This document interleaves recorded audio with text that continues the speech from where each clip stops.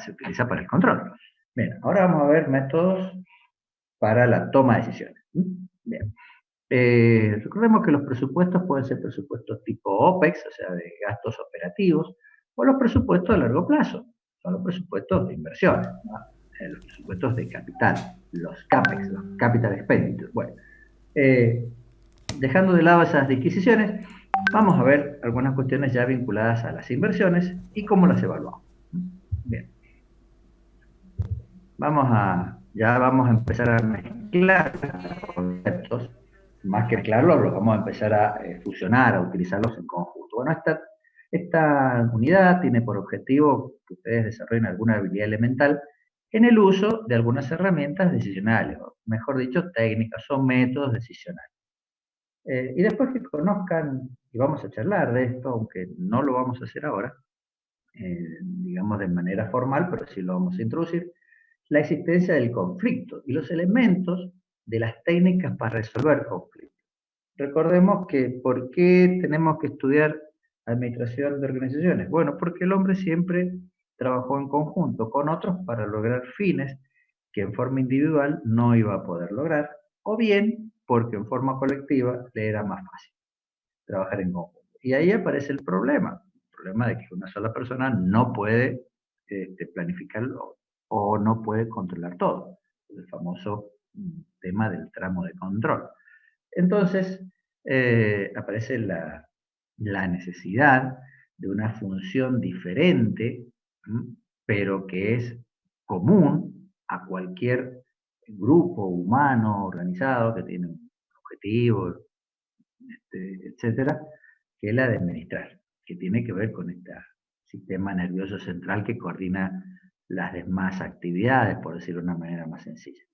Pero bueno, en este hecho de coordinar aparece el conflicto, digamos, entre las personas y entre grupos de personas y otros grupos. El conflicto no significa una disputa o cosas así, sino, bueno, diferentes opiniones, diferentes criterios e incluso hasta diferentes posiciones de poder, aunque no deberían tener diferentes objetivos, porque todos tienen que apuntar al objetivo central de la empresa, o sea, su meta, sus objetivos de largo plazo, etc.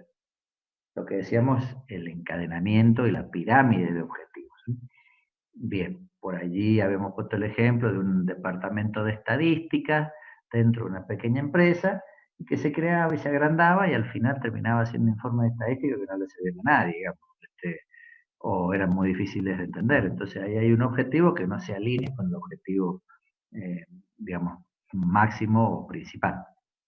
Los conflictos siempre existen, no solamente van a existir dentro de la organización, sino entre la organización, sus proveedores, sus clientes, los accionistas, el contexto, el Estado, el resto de la comunidad. Bueno, ¿cómo se resuelven estos conflictos para no tener que llegar a la judicialización de los mismos? Bien, hay distintas técnicas. Bueno, vamos a ver estas cosas más adelante. Ahora vamos a ponernos como objetivo el punto A, que es desarrollar habilidades para el uso de algunos métodos decisionales. Y dentro de esos métodos decisionales vamos a ver el análisis y evaluación de inversiones y dos indicadores, el valor actual neto y la tasa interna de retorno. Vamos a citar el problema de la inflación y después vamos a ver unos métodos y técnicas para el control de proyectos unitarios. Yo sé que ustedes algo de esto deben haber visto o estarán viendo en conducción de obras, pero bueno, vamos a hacer algún repasito. Bien, dicho esto, vamos entonces a definir qué es una inversión. Recordemos, y ustedes lo recuerdan de economía, que una inversión no es más que asignar recursos, privándonos del uso de esos recursos, o sea, privándonos del beneficio que nos puede dar esos recursos, con la esperanza de obtener mayores recursos en el futuro. O sea, cambiamos una certeza, que le llamamos, hacemos sacrificio hoy, por un beneficio futuro, pero que es incierto. Es decir, ciertamente hoy yo tengo que asignar una cantidad de dinero para algo, por ejemplo, voy a comprar un auto, o una camioneta, mejor dicho, con la esperanza de que con esa camioneta pueda generar un ingreso mayor, que si, y por lo tanto estar mejor, no importa cómo definamos mejor, que si tomara yo esa cantidad de dinero hoy y me lo gasto, me voy de viaje de placer, qué sé yo, hasta donde pueda, no sé, eh, me voy a Punta del Este, digamos, no, no conozco Punta del Este. Entonces, yo sé ese beneficio actual, digamos, la satisfacción que me daría conocer, por ejemplo, otro lugar, y sin embargo renuncio a eso con la expectativa de que voy a tener una posibilidad de disfrutar mayor, una, perdón, una posibilidad de un mayor disfrute, pero lo voy a tener en el futuro. Eh, y además lo voy a tener medio como de a poquito, por ejemplo, ¿no? Como si fuera recibiendo pagos o intereses. Eh, la pregunta es cómo relaciono ese beneficio futuro, que es una expectativa, una esperanza, si ustedes quieren en sentido matemático, eh, frente a un gasto cierto que yo podría hacer hoy, un beneficio y un disfrute cierto. Bueno, ese acto permutativo implica un sujeto, que es el inversionista, o un conjunto de sujetos que invierten.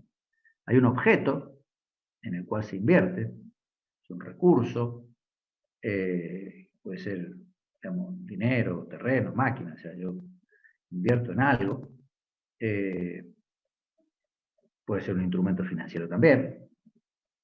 Tengo un costo que es la privación del disfrute actual o presente, y tengo una esperanza de un mayor consumo, y la idea es obtener un excedente, es decir, que ese mayor consumo en el futuro, valuado a hoy, represente para mí un estado de bienestar superior al que tengo si me gastara ese dinero ahora. Bien, entonces, esta es la pregunta, si esos beneficios futuros esperados son preferibles al consumo actual. Digamos, en términos más académicos, es eso, me gasto la plata y me voy de viaje de placer ahora, o bueno, renuncio a ese viaje de placer y ese disfrute presente con la esperanza de que en el futuro que se pueda viajar a otros lugares y estar mejor, porque invierto en un bien determinado que me va a dar una renta, una ganancia, un beneficio, a lo largo del tiempo, o de determinado tiempo, que esa evaluación que yo hago es preferible a irme ahora de viaje. Por eso digo acá abajo que es un acto permutativo del dinero en el tiempo, o una dilación del consumo. Bueno, esto lo han visto en economía, pero es bueno repetir. ¿Y en qué se invierte? Vamos ya a entrar en términos aterrizados. Bueno, uno puede invertir en un activo fijo, por ejemplo, una maquinaria, un inmueble, un edificio. Voy y me lo compro, pues yo me compro una máquina. No me compro la máquina para mirar la máquina y decirle a mi amigo o colega, mira qué linda topadora que tengo, de un edificio para decir, mira qué alto que es mi edificio. Y compro una planta industrial para mostrársela a alguien. No, la compro porque espero obtener de ella una renta mayor que cualquier otra cosa. Puede invertir en un inventario, en un stock. Por ejemplo, acumulo materia prima. O ustedes dirán, mira, me compré todo el material, digamos, de grifería para hacer 5 departamentos. Bueno, está invirtiendo. En esos casos, uno dice una inversión porque lo va a comprar un valor y lo va a vender a otro valor. No es inversión la reserva de valor. Cuando yo voy y compro $100, si uno puede, en realidad no está haciendo una inversión, está haciendo un resguardo del valor, del poder de compra del dinero que tiene. Eso no es inversión. Porque yo esos $100 no los voy a vender por más de $100. ¿Está bien? Bien. Uno puede invertir en productos terminados, por ejemplo, una empresa que fabrica de más y estoquea, dice, bueno, esto lo tengo ahí, en cualquier momento voy y lo vendo y tengo una ganancia no por la venta misma, sino porque he estoqueado producto y lo voy a vender en contratemporada. Entonces tengo un beneficio porque lo voy a vender a un precio mayor. Puedo invertir en capital de trabajo, como nosotros vimos la semana pasada, que el capital de trabajo es la esencia y el foco de la administración financiera, y en ese caso, si quiero fabricar más sifones, perdón, si quiero vender más soda, voy a tener que elaborar más sifones y por lo tanto voy a tener que salir a comprar más envases. Entonces ese dinero que estaba en la caja de la empresa como una disponibilidad de dinero, ahora se transformó en 1000 sifones. Invertí en capital de trabajo. Bien, puedo invertir en investigación y desarrollo, por ejemplo, desarrollo de nuevos productos. En el caso que estábamos viendo de la empresita esta de soda, puedo invertir en el desarrollo de, qué sé yo, soda con burbujas de colores, que no existe, digamos, pero puede existir. Buenísimo. O en un nuevo proceso. El hombre que está a cargo del área industrial dice, che, vamos a ver si podemos cambiar la forma en que le ponemos los globitos a la soda, con una nueva máquina, con una nueva técnica de fabricación. Uno dice, bueno, pero eso que tiene que ver con la construcción. Bueno, la construcción en seco, el steel frame, son formas de nuevos procesos constructivos. Bien. Eh, Puedo invertir en imagen y en promoción, a través de la publicidad o a través de, no sé, de cambiar el color de las camionetas, o cambiar hasta la presencia de los empleados. Y también puedo invertir, como hemos visto, en instrumentos financieros. Ya no son bienes reales, en este caso, son bienes inmateriales que tienen igual valor. Por ejemplo, puedo comprar ahora que están baratos las acciones de las petroleras, de YPF, compro acciones de YPF, que sí, no, o títulos, lo que fuera. ¿Cuáles son las razones para invertir? Parecería tonto de mi parte, digamos, explicarles esto a ustedes, por más que ustedes tal vez tengan un conocimiento de esto, pero lo vamos a repasar porque muchas veces por ser cosas básicas se olvidan y no se tienen en cuenta una reunión gerencial o una reunión con el socio. Puedo invertir para aumentar la ganancia, obvio. Al hacer más productivo, voy a tener una mayor producción y puedo tener mayor ganancia. Puedo invertir para disminuir los costos. Se justifica cambiar una máquina por otra porque la diferencia entre reparar una y comprar una nueva, esa diferencia de dinero se va a compensar o va a ser rentable o se va a rentabilizar con el ahorro que yo tengo. Ejemplo sencillo. Compro una máquina que me sale $90.000 más caro que la otra, o que reparar otra, o $9.000, no importa. Vamos a poner $10.000. Bien, si $10.000 lo pongo en el banco, me va a dar, supongamos, un interés del 5% y me voy a ganar $500 por año. Resulta que con la máquina nueva me puedo ahorrar $1.000 por año. Entonces, es más rentable invertir en esa máquina, esa diferencia de dinero, que invertirla en otra cosa. Listo. Entonces, invierto para disminuir costos. Puedo invertir para consolidar una posición en el mercado. Si yo digo tengo el 30% del mercado, el 20%, quiero invertir, no sé en qué, pero para mantener esa posición del mercado. Puedo invertir para ingresar en nuevos mercados. Vimos por ahí una matriz BCG, del Boston Consulting Group, que decía, bueno, usted puede invertir en nuevos mercados.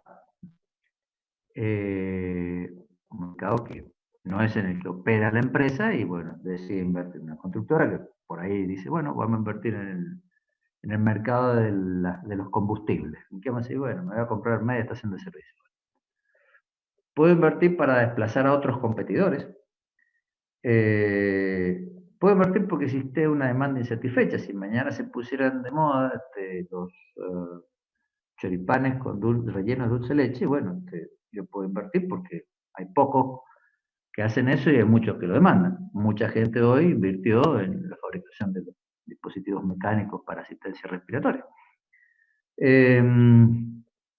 Puedo invertir por la disponibilidad de una nueva tecnología, o sea, encontré una nueva tecnología que, así como hacen, no sé, globitos de colores para no sé qué cosa, yo invierto, la adapto y puedo hacer soda con globo de color. Puedo invertir por una oportunidad institucional, es decir, mañana aparece, no sé, una ley que permite, no sé, ponerle rueda a las vacas para que no tengan que desplazarse caminando por el campo. Bueno, yo digo, che, mirá, qué bueno, nosotros fabricamos ruedas, compremos vacas. ¿Qué sé yo? O al revés. O por una política empresarial. Una política que dice, bueno, cuando las condiciones sean tales, la empresa tiende a invertir. Ahí está. Bien, ¿qué es invertir? Poner dinero en algo que ahora se ha transformado en algo distinto al dinero con la expectativa de tener más dinero en el futuro. Bien, dicho esto, la pregunta de dónde sacamos el dinero para invertir si no lo tenemos. Bueno, primero el dinero del inversor. Es decir, bueno, si vos sos el inversor, pon más billetes. El otro es alquilar un activo. O sea, tengo 4 camionetas que las puedo alquilar y con eso sacaré dinero para hacer otra cosa. Puedo realizar un activo, si tengo 4 camionetas, digo, bueno, vendo una. No porque me vaya mal, sino porque la plata de esa camioneta, bueno, puedo invertir.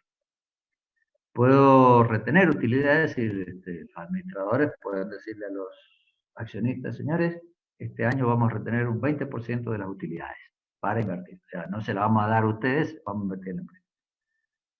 Puedo invertir títulos, es decir, si soy una empresa seria, digo, bueno, tengo un papelito, entonces la empresa Heredia y compañía saca a la venta del mercado 10 papelitos y cada papelito vale $1000.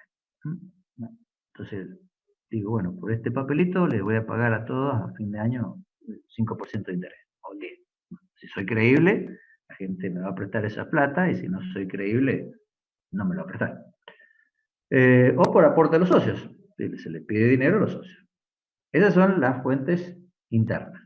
Y la fuente externa, obviamente, es salir a buscar capitales, asociarme con alguien, o sea, buscar un inversionista.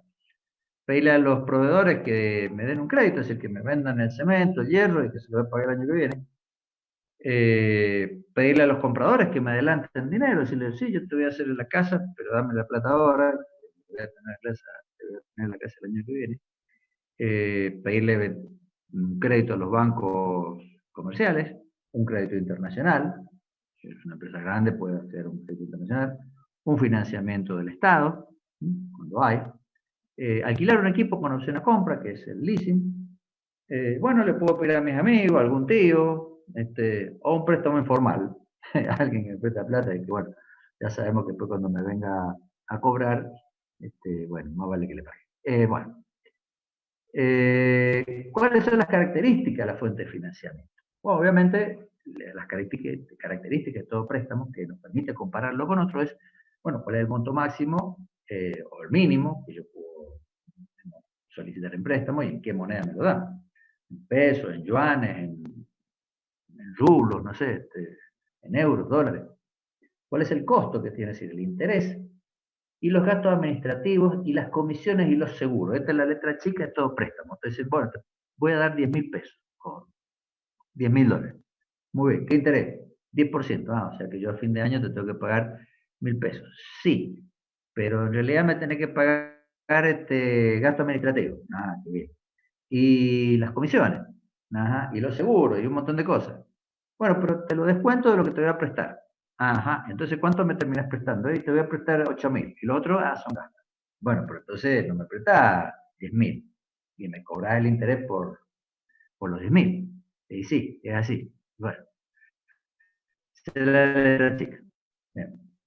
Los plazos. Hay un plazo de gracia, que significa el tiempo durante el cual yo no voy a devolver dinero. Si yo pedí $10.000 a devolver en 5 años, bueno, a lo mejor me dan un año de gracia. Significa que el primer año yo no devuelvo 2.000, empiezo a devolver a partir del segundo año, pero sí pago interés. El periodo de devolución, sí puedo tener extensiones a ese periodo de devolución, o si me lo pueden renovar. O sea, yo pagué y automáticamente me vuelven a renovar $10.000.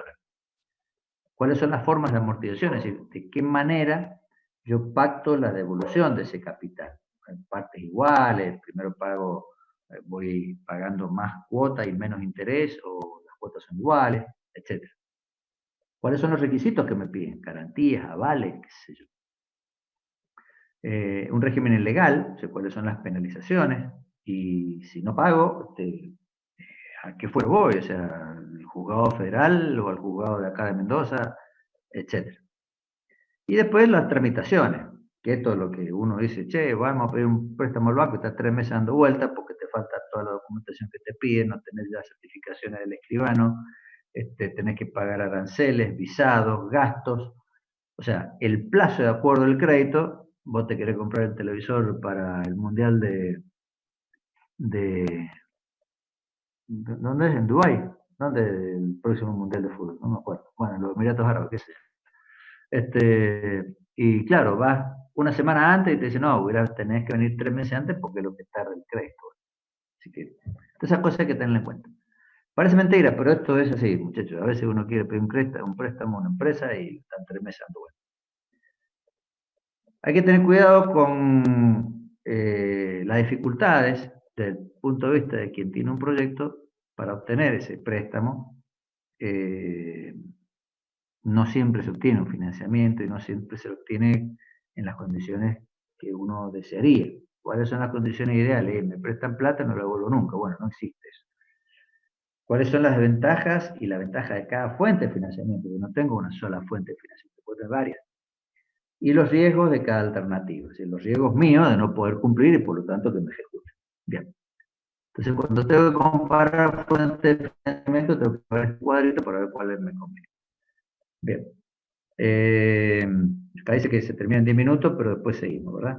A ver, perdón.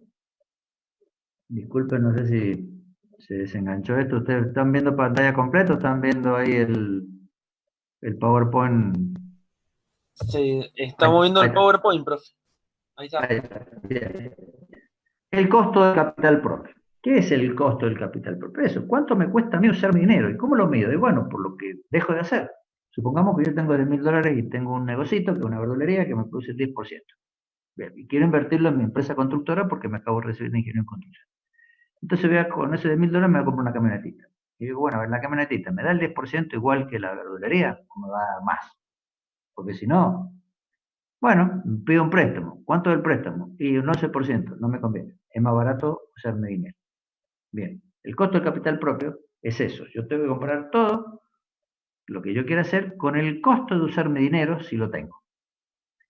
Y eso es la tasa mínima atractiva de retorno. Si yo prefiero que todo me dé lo mismo que me da, lo mejor que yo tengo para invertir, que es mi verdulería, que me dé el 10% sobre la inversión año por año. Entonces, cualquier inversión que me vengan a mí a proponer, la comparo con la mejor que yo tengo.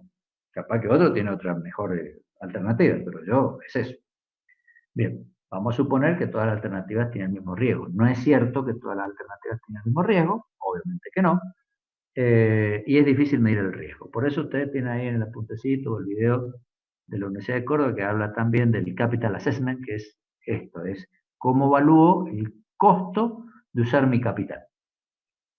¿Qué es el financiamiento óptimo? Bueno, el financiamiento óptimo es la estructura, se lo aclaro allá abajo, de financiamiento que maximiza algún indicador de aumento de la riqueza, que es el valor actual neto, es un indicador del aumento de la riqueza. Entonces, ¿qué es la estructura? Yo sé que para ustedes estructura es una palabra que representa, bueno, lo que han estudiado a lo largo de la carrera, pero estructura de financiamiento es hacer una pila de 0 a 100 y digo, bueno, ¿qué parte de esa pila de 0 a 100 está financiada con aporte de un banco que me presta dinero, con aporte de los proveedores que me pueden prestar no dinero, pero sí mercadería, materia prima, equipos? O sea, no me lo prestan, me dicen, tomá, usalo, me lo vas a pagar después. Bueno, gracias, me estás financiando porque lo tengo y todavía no le pago. Bueno, otros los clientes me pueden adelantar dinero, etcétera, etcétera. Todas esas formas que yo tengo de sufragar un proyecto, es la palabra financiamiento, sufragar un emprendimiento, una empresa, algo, cosa que se me ocurre hacer. De hecho, también tengo que contar con la posibilidad de que el mismo Estado me difiera el pago de algunos impuestos o me los exima. Me difiera, me dice, mira, tenés que pagar, no sé, adelanto el impuesto de ganancia, pero como de una actividad nueva, qué sé yo, tenés esta ley o esta norma y te permito que en vez de pagar este año, me lo pagué dentro de 3 años. Bueno, buenísimo. Me financió, porque hoy es un dinero que debería haber sacado yo para pagarle y no lo pagué. O sea, no lo pagué ahora. O sea, no lo tuve que gastar. Entonces también me financia. Bien, entonces todas esas son las fuentes de financiamiento. La mezcla de todas estas, para minimizar el costo de estos dineros y maximizar su rentabilidad, es lo que tiene que hacer el experto en financiamiento de proyectos. Y esto es el objetivo de un estudio financiero de un proyecto, es decir, determinar esa estructura y las fuentes de financiamiento, o sea, de dónde voy a tener que traer el dinero, o puedo, o me conviene, y qué parte del dinero voy a utilizar de manera de financiar todo el proceso de inversión, por ejemplo, la compra de la camioneta, la compra de la máquina, y la parte del ciclo operativo, es decir, el capital de trabajo que ya habíamos visto recién. El óptimo, por lo menos la más conveniente. Bueno, ¿cuáles son los estudios que hay que hacer por un estudio financiero? ¿Cuáles son esas etapas? Bueno, primero saber cuáles son las necesidades de financiamiento, cuánto dinero me hace falta, relevar las fuentes, qué fuentes de financiamiento puedo yo acudir, están accesibles, estudiar ese mercado de capitales, cómo funciona. Si yo quiero comprar cemento, bueno, estudio los distintos proveedores. Si quiero alquilar dinero, tengo que estudiar, digamos, los distintos oferentes de dinero, que se llama mercado de capitales, lo tienen esto en la parte de finanzas. Relevar cada fuente de financiamiento, sus características, determinar el costo de mi capital propio y el costo del capital ajeno, es decir, el interés que me cobran en cada fuente, tener esa tasa mínima atractiva de retorno, esa TEMAR o R, que recién dijimos el 10%, porque yo suponía que mi verdulería me da el 10%, entonces cualquier otra cosa me tendría que dar el 10%, o por lo menos eso. Si no, no me conviene invertir en esa cosa, me conviene invertir en la heladería, en la verdulería. Seleccionar la fuente de financiamiento, de todas estas posibles, me quedo con las más adecuadas para mí, las más convenientes, y luego ir variando, digamos, cuánto le pido a cada uno, dentro de lo que puedo, para tener esa estructura de financiamiento que yo juzgo la más adecuada. Bien, esta es la etapa en la vida de un proyecto. Primero la idea, después pasamos de la idea a una idea materializable a través de lo que se llama una formulación, que es una técnica, para pasar de una idea vaga a una idea posible de llevar a la práctica. Después ejecutamos el proyecto, que es la idea posible de llevar a la práctica, la idea ya implementada y lista para operar. Operamos ese proyecto, algún día lo liquidamos y lo vendemos o nos retiramos y después evaluamos a ver cómo nos fue para ganar la experiencia. Ustedes cuando hablan proyectos hablan de esta parte, la parte de la ejecución, la pinto naranja porque es la parte constructiva, si queremos. Pero vamos a repasar un poquito estas cosas. ¿De dónde viene la idea de un proyecto? Y bueno, viene porque yo puedo adaptar una tecnología para un uso nuevo, o viene porque encuentro una demanda comercial, urbana, insatisfecha, y se me ocurre para esa demanda dar un servicio o elaborar un proyecto que cubra esa demanda.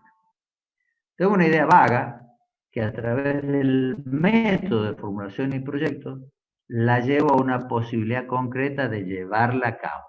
Por ejemplo, esta idea de llevar adelante los juguitos en caja, digamos, solidificados o gasificados, implica determinar si técnicamente eso es posible, todas las cuestiones legales resueltas, la conveniencia económica de llevar adelante esa idea y la viabilidad financiera, es decir, que tengo los recursos financieros. Hago todo esto para tomar una decisión.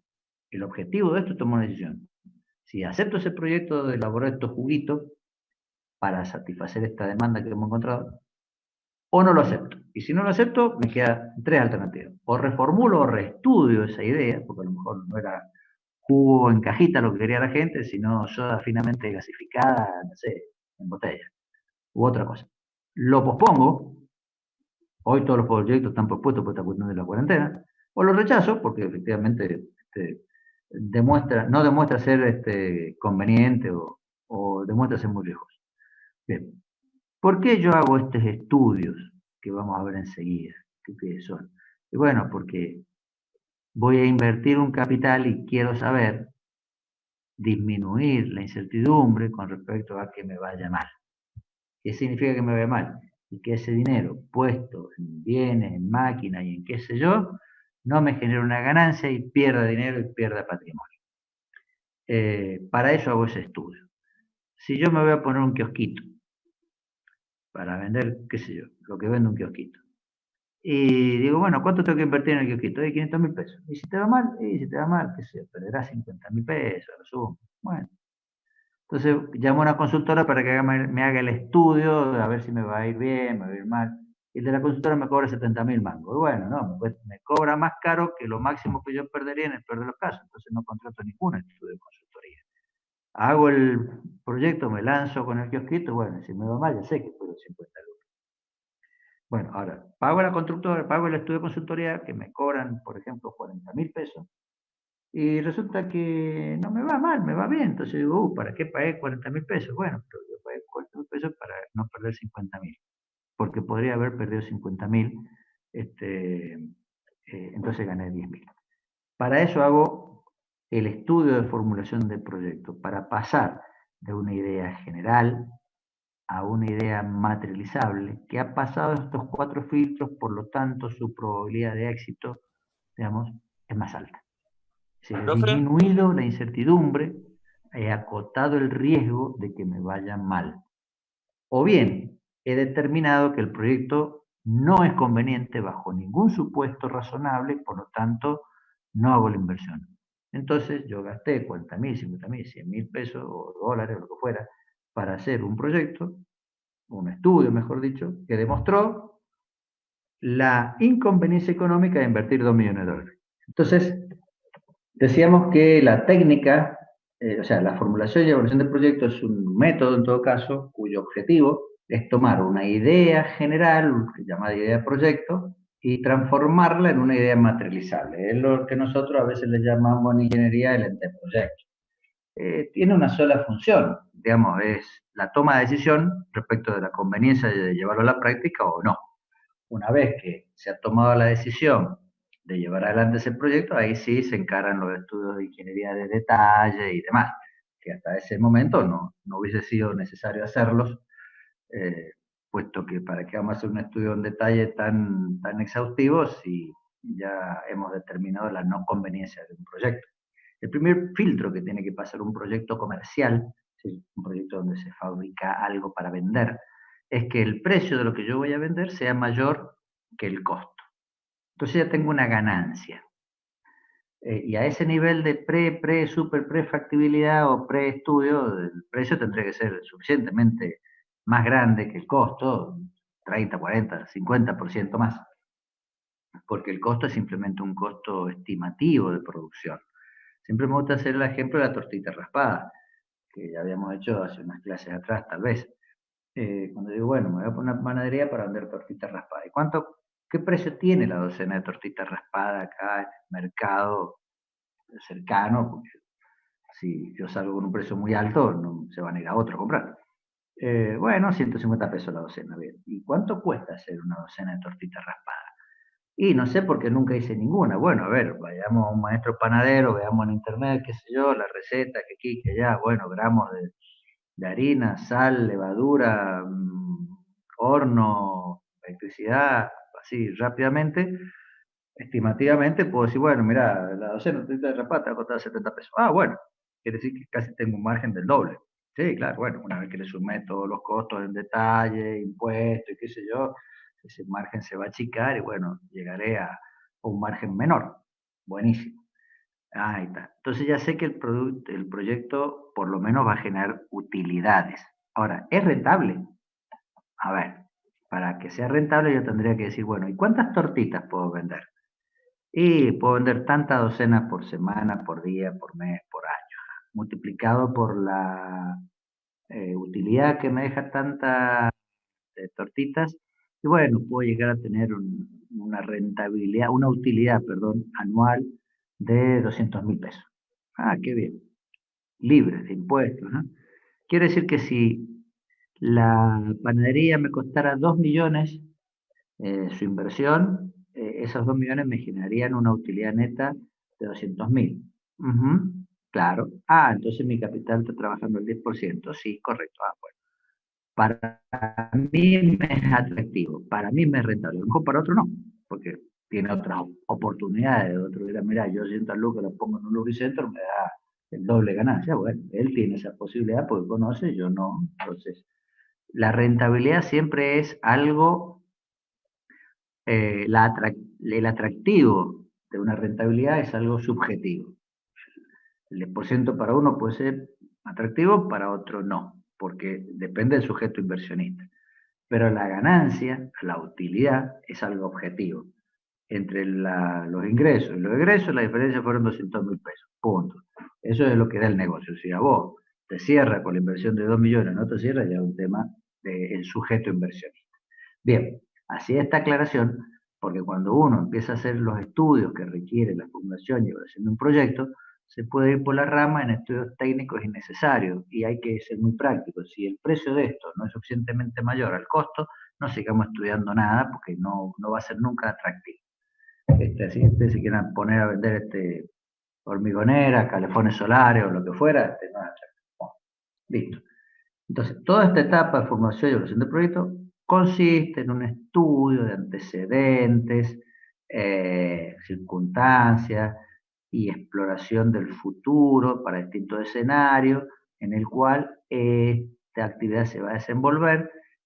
Y todos esos estudios son documentos que permiten fundamentar una toma de decisión sobre elementos más racionales. ¿Cuál es la decisión? Y lo acepto el proyecto, acá, o lo rechazo. Lo reformulo, lo reestudio, lo pospongo. Bueno, pero básicamente es eso. Muy bien. Una vez tomada la decisión de llevar adelante el proyecto, ¿qué significa? Profe, disculpe, lo interrumpo. Sí. No, por Hay favor. chicos que están esperando para entrar, si los podría aceptar. A ver, que no los veo yo acá. Gracias, gracias. Sí, Espera, por eso le tengo que aviso. salir de acá, no sé cómo hacerlo porque no me aparece la indicación de que estén conectados. Espera. Te agradezco mucho. Ahí está. A ver. Ay, se me ha apagado acá el celu, por eso no lo veo.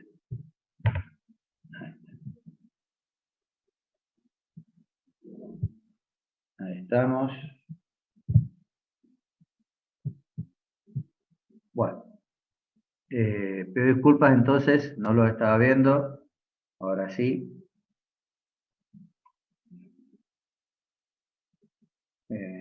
Siguen viendo el Power, ¿verdad? Sí, sí, vemos el Power. Ahí está. Bien. Entonces, decía yo que esta etapa de formulación, conjunto de estudios, antecedentes, simulaciones de cómo va a operar esta alternativa para distintos supuestos del futuro, tiene por objetivo fundamentar una toma de decisiones. Listo.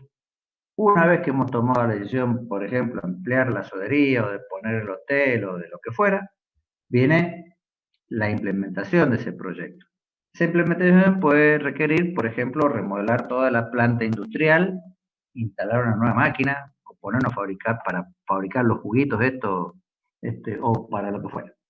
Bien, entonces acá, en el estudio de formulación del proyecto, apareció algo llamado inversión, todo el dinero que tenemos que poner para ese nuevo producto, por ejemplo. Una parte de ese dinero será, digamos, maquinaria, equipo, obra civil, que será la inversión en activos de producción, remodelación y demás, que originará que le pidamos a alguna empresa industrial, constructora industrial, un presupuesto, o en realidad una cotización. Bueno, esa cotización se transforma para la empresa constructora en el presupuesto de obra. Y ellos tendrán que ejecutar la obra. Entonces la etapa que nosotros le llamamos ejecución de un proyecto es etapa que para ustedes los constructores es la construcción, pero eso es una partecita muy pequeña, que es esta, cuyo objetivo es dejar las instalaciones listas para que se empiece a generar en este caso la nueva envase de soda, la tortita raspada. Bien, el negocio para ustedes fue tomar ese presupuesto, elaborar, hacer una serie de obras físicas, electromecánicas, lo que fuera, digamos, pero al señor que tiene la panadería o al señor de la sodería lo único que le importa es que con la plata que ustedes le cotizaron se terminen todas las obras y esté esperando el día que usted le diga listo, ya está, puede empezar a fabricar las tortitas. O ya está la ruta, vengan, corten la cinta, ya se puede andar. Buenísimo. Fantástico, entonces ustedes en ese tiempo pequeño se llevaron un montón de plata y este tipo gastó 2 millones de pesos para montar su panadería y ahora empieza a operar su proyecto. Y su proyecto tiene por objetivo, la finalidad es proveer esos servicios, esos bienes que había detectado, que hacían falta en la sociedad, por ejemplo, la tortita raspada o la nueva pajita de jugo, vender, cobrar y hacer frente a todos los gastos. Y la diferencia será la utilidad que debe repagar la inversión. Ese es el negocio del señor que puso un montón de plata para la panadería o para la heladería o para la sodería o para la central hidráulica o eléctrica o para la autopista. autopista. Entonces, para la empresa constructora, su negocio es, mira, tenemos esta plata, tenemos este tiempo, listo, tenemos que hacer la obra, ganaremos 10%, 15%, lo que fuera. Para este señor, ya tenemos que operar esta panadería por los 4, 5, 6 o 10 años, 20 años, digamos, o lo que fuera, en tanto de utilidades, y esas utilidades sean atractivas para la inversión que tenemos. El día que esta panadería me dé 50.000 pesos por año, para 2 millones que tengo acá, no me conviene, vendo la panadería o lo hago lo que quiero, no sé qué, se lo encajo a otro, me voy, liquido el proyecto, liquido no que le pegue un tiro, sino que lo vuelvo dinero, y con ese dinero haré otra cosa, y bueno, después evaluaré en la historia de los años para atrás o los meses para atrás, bueno, qué hice bien, qué hice mal, en qué me equivoqué, y en qué me sirve toda esta experiencia para empezar un nuevo proyecto inversionista, tal vez en otro rubro, o en el mismo, o en otro lado. Bien. Entonces, en esta etapa de ejecución del proyecto es donde se produce, por empezar, probablemente la conformación jurídica de la entidad que va a llevar adelante esto, si es que existe, y si no, la misma, que ya está. Se ejecutarán obras, se comprarán equipos, se montarán instalaciones, se contratará y capacitará nuevo personal, se pondrá en marcha, se harán las pruebas, etcétera, etcétera, todo para que quede listo para empezar a operar. Mientras que en esta etapa de la operación, que remunera la inversión de este señor que está acá, el asunto es producir bueno, suministrar los bienes a la sociedad, que se supone son los que se detectaron que podían satisfacer esa necesidad, y tiene que pasar 3 filtros acá: la aceptación social, que sea una rentabilidad atractiva y que esté adecuadamente y acertadamente administrado para que aquí se pueda llevar adelante lo que en la formulación del proyecto se estudió, porque acá se simuló el negocio y acá se opera. Bien, entonces las acciones cuáles son: ir, producir, comercializar, mantener una atractiva, mantener operativa la producción y atractivo la inversión. Bien, ¿se va entendiendo hasta ahí?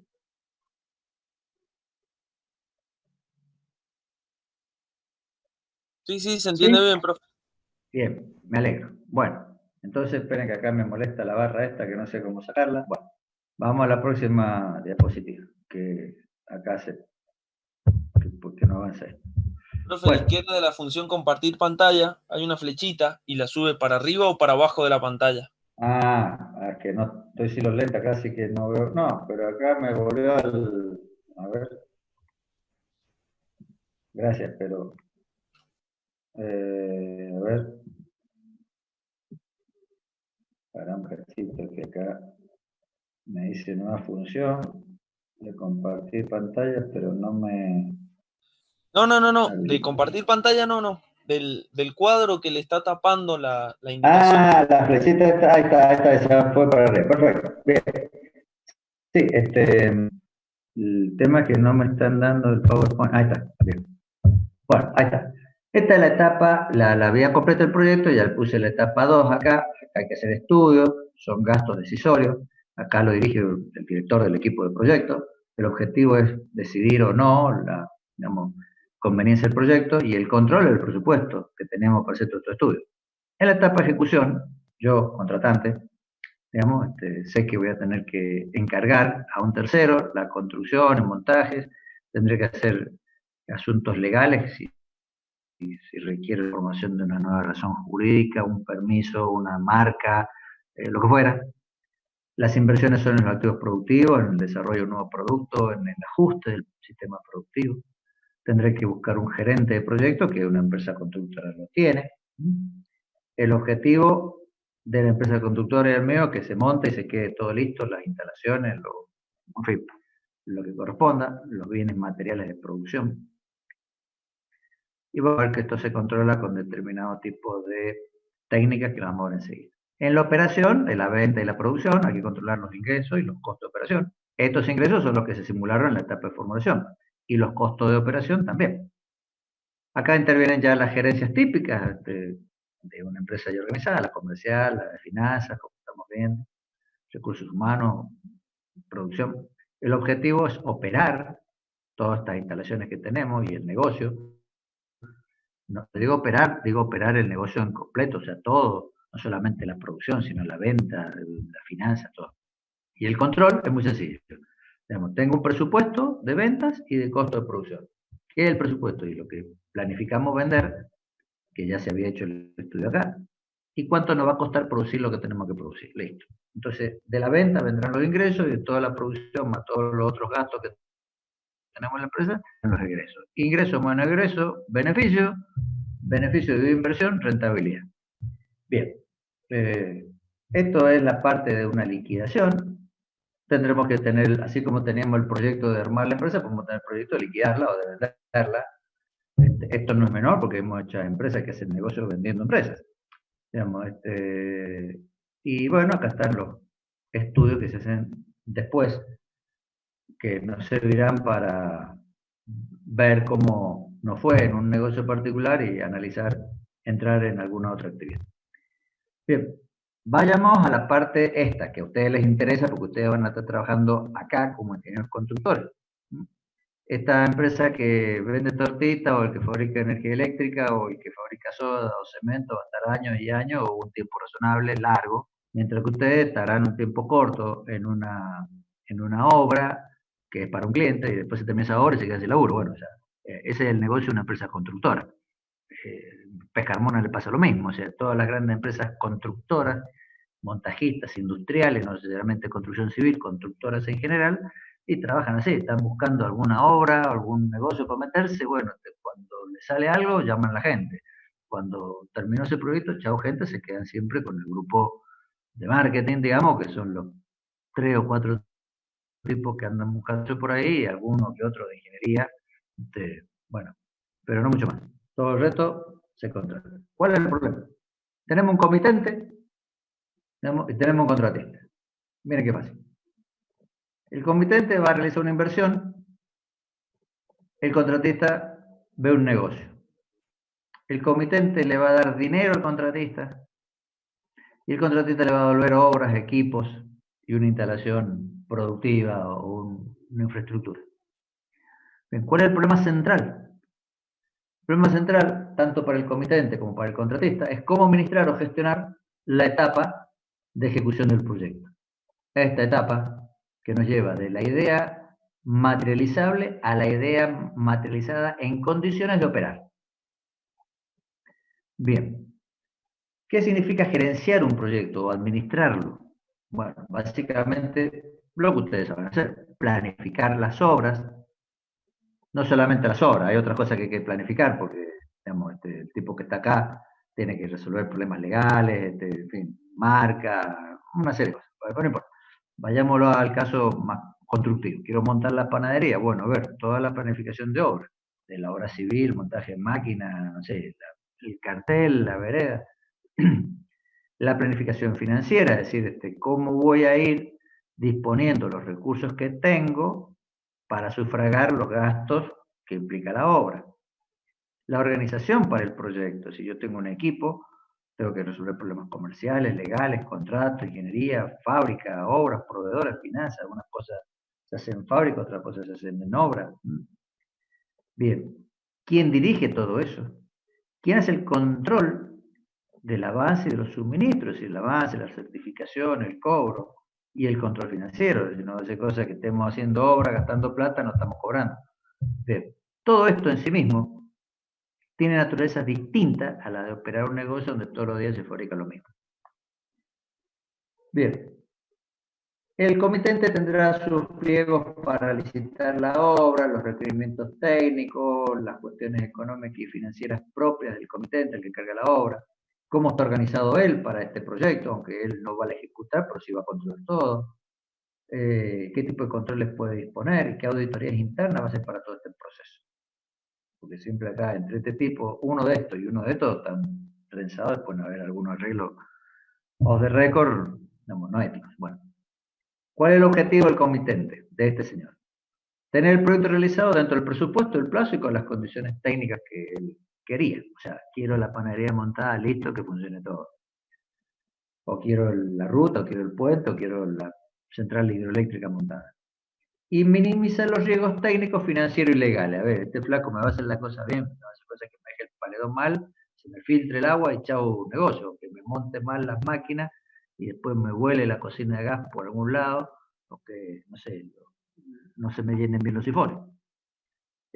tema financiero. El flaco se gastó toda la guita, no tiene avales y no me termina la obra. Y problemas legales.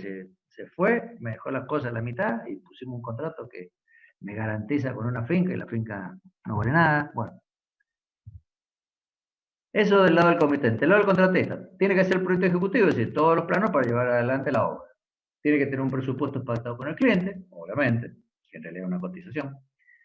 El plazo en el que va a ejecutar y entregar la obra, los entregables, los avances que ustedes llaman, las especificaciones técnicas que como este no sabe mucho, este se las va a tener que decir, mirá, acá no se puede hacer así, este es un especialista, este no. Las exigencias para ser aceptado como contratista en el momento de la negociación, sus requisitos técnicos, financieros, legales, solvencia, seguros, lo que ustedes le llaman pliego técnico y pliego económico en una licitación. Bueno, pero esa es la licitación pública. Ahora, cuando vas a hacer un trabajo a un privado, bueno, es lo mismo. Tenés que demostrar que sos solvente, que sabes hacer las cosas, que tenés avales financieros, o sea, no te vas a quedar sin un peso para hacer la obra. ¿Cuáles son los objetivos del contratista? Muy sencillo. Hacer las obras y entregarlas bien, cobrar, ganar dinero y minimizar los riesgos técnicos, financieros y legales que le vaya a mandar a él. Se acabó, chicos. Acá y acá, nosotros estamos muertos, porque está el negocio de los abogados. ¿Se entiende? Cuando nosotros, de un lado y del otro, los ingenieros no se ponen de acuerdo, se hacen las cosas, se hacen mal, empiezan a aparecer las discusiones, a los ingenieros nos corren, nos echan por nabos. Esta es la palabra, discúlpenme, no es académico, pues se tengo que decir, nos echan por nabos, de un lado y del otro, no se pudieron entender. Chao. Vengan los abogados, ustedes son el problema. Los abogados están tranquilitos sabiendo que van a cobrar igual y no quedan mal. Como siempre se arregla entre ellos, van a llegar al mejor arreglo negociado, que significa, bueno, yo no puedo esto, vos no puedo esto, bueno, a ver, listo. Se reparten la guita y son la gloria de los dos lados y nosotros quedamos como unos tontos. Que es lo que siempre pasa, muchachos, lamentablemente. Entonces hay que hacer bien la cosa. Bien. Para gestionar esto, o sea, para gestionar esta etapa, tienen nosotros responsables de que este señor que está acá tenga lo que quiere, es decir, la fábrica montada, la panadería lista, o la central hidroeléctrica terminada, o la autopista o el puente. Tenemos, entre otras cosas, el diagrama de Gantt, el metro camino crítico, la curva de carga financiera, esto y esto son dos cosas que van de la mano, y algunas técnicas que las citas se las que bueno, tenemos que hacerlas, pero se las menciono porque en algún momento se van a encontrar con esto y digan, sí, algo escuché en la facultad. Esto tiene cierta aplicabilidad, ventaja y desventaja. Lo importante es que con el PERO, el GAN y el CPM tengo control sobre el avance, la planificación física de las obras y el avance físico de las obras. Pero la curva de carga financiera me permite ver cuánto del presupuesto se está gastando en lo que se debe gastar y sobre todo cuánto me queda disponible del presupuesto para poder realizar lo que me queda por realizar. El problema aparece cuando he gastado para un determinado tiempo de ejecución de obra, he gastado más dinero del presupuestado, perdón, y tengo chicos menores al que debería tener. Entonces, he hecho menos y me ha costado más caro. Eso es un problema. Pero el verdadero problema es cómo hago con el presupuesto que me queda para terminar lo mucho que me queda. ¿Por qué pasa esto? Porque los proyectos no se han administrado correctamente. Se planificaron mal como ingenieros y se hicieron mal las cosas como financistas. O sea, el financiero fue dándote guita para que vos avances y resulta que en algún momento nadie controló nada, no se cobró y encima lo que se gastó más caro. Problema principal, tengo que terminar la obra, no tengo plata como constructor, el cliente no me va a poner un peso y entonces terminamos en los tribunales. Bien, ese es el aspecto distintivo de la dirección de proyectos. El tipo se la tiene que arreglar con cosas, todos los días un problema distinto que tiene que resolver porque la obra va avanzando físicamente, se encuentra con problemas diferentes a la empresa que todos los días hace lo mismo. Bien, entonces el director de proyecto tiene que tener, o el director de obra, competencias distintivas, porque todo el día trabaja sobre problemas nuevos, entonces tiene que adelantarse a esos problemas, y la única forma de adelantarse a esos problemas es una excelente planificación. No queda otra. Bien. Diagrama de Gantt, ventaja y desventaja, eso ustedes seguramente lo van a ver en dirección y control de obras, pero acá lo tienen resumido. Pero lo mismo que la técnica de revisión y evaluación del proyecto, que no es otra cosa que una especie de método de camino crítico modificado en condiciones probabilísticas, y el método de camino crítico es algo en condiciones de certeza, es decir, se conocen perfectamente o aproximadamente los tiempos de realización de cada tarea, porque se han hecho tareas parecidas. Bien, acá tenemos los 4 estudios que hay que hacer para formular un proyecto, es decir, de la idea al anteproyecto. Acá viene la evaluación y acá tomamos la decisión de aceptar, rechazar, posponer o reformular un proyecto. Del estudio de mercado, como les decía yo, salen los ingresos por venta, que el ingreso por venta es el precio por la cantidad que creo que se puede vender. Y acá los costos comerciales. Bueno, del estudio de ingeniería o estudio tecnológico van a salir los costos de operaciones, es decir, cuánto me cuesta fabricar la tortita, y las inversiones. Esas inversiones están divididas en dos. El activo fijo, o sea, la maquinaria, el equipo, qué sé yo, y el capital de trabajo. ¿Qué es el capital de trabajo? Todo el dinero que yo necesito para cerrar el primer ciclo de producción y venta, de compra de materia prima, producción y venta, que ya lo vimos la semana pasada. Bien, si los ingresos por venta son mayores que los costos de operación, entonces esto genera ganancia. Bueno, esa ganancia tendrá que repagar las inversiones. Listo. El estudio financiero, como ya sabemos, bueno, tendremos que estudiar el costo del capital, es decir, cuánto nos cuesta usar nuestro capital, cuánto nos cuesta usar el capital ajeno, qué parte podremos pedir prestado, cómo vamos a ver ese dinero. Y de los estudios legales, de todos los estudios legales, lo que nos interesa es, bueno, cuáles son los impuestos y demás. Esto se termina en 10 minutos, pero le abro una nueva sesión, no se vayan, así terminamos la clase. Bien, con estos datos que están acá de esa flechita se compone el flujo de caja. ¿Qué es el flujo de caja? Esto es muy sencillo, seguramente lo han visto en economía, pero yo lo repito aquí. Esto es lo que tengo que poner, la inversión en activo fijo, binaria, inmobiliaria, qué sé yo, y el capital de trabajo. Bien, y acá, a lo largo del tiempo, será la operación que generará beneficios. Y por ahí puedo tener un año que tengo quebrando, y por ahí vuelvo a ganar plata. Todo esto yo lo tengo que traer al presente y hago lo que se llama el valor presente de estos dineros que están en el futuro. Porque si yo gano todos los años $10.000 y opero un negocio por 5 años, no puedo decir que gano $50.000. Porque no es lo mismo los $10.000 en el año 5 que los $10.000 en el año 1. Esto es lo que tengo que traer con esa tabla de evaluación financiera, que no es más que dividir por 1 más la tasa de interés elevado a la n, donde n es el año donde está el flujo de este dinero. Bien, entonces, todos estos dineros del futuro los traigo al presente, todos estos dineros del futuro los traigo al presente, y tengo, pasa que no me ande esto, tengo lo que se llama el valor presente de los beneficios futuros. Eso es la ganancia futura, la tengo que comparar con la inversión.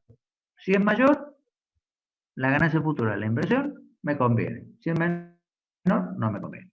Entonces acá tienen la formulita de cómo calcular. Bueno, simplemente tomar cada valor del futuro, por ejemplo este que está en el año 5, o año n, ¿dónde está año n? El beneficio neto del año n, todos los ingresos menos todos los egresos, me da la ganancia. Lo divido por 1 más r elevado a la 5, y este valor que está en el futuro se me transforma en un valor más chiquito en el presente, equivalente a este valor en el futuro. R es la tasa mínima atractiva de retorno para mí, como se hace un rato, el 10% que me da la verdulería o la inversión. Bien. Hago lo mismo con cada uno de estos dineritos. Entonces, todo este corchete grande es este que dice acá, valor, es la suma de los valores actuales de cada beneficio futuro. Por lo tanto, todo esto es el valor presente de los beneficios futuros. Se lo resto a la inversión, y si me da positivo significa que me conviene a esa tasa de interés mía. El valor de la tasa para el cual estos valores presentes se hacen igual a la inversión se llama TIR, tasa interna de retorno. Listo, no sirve para nada. Payback. El payback es el periodo de recupero de la inversión.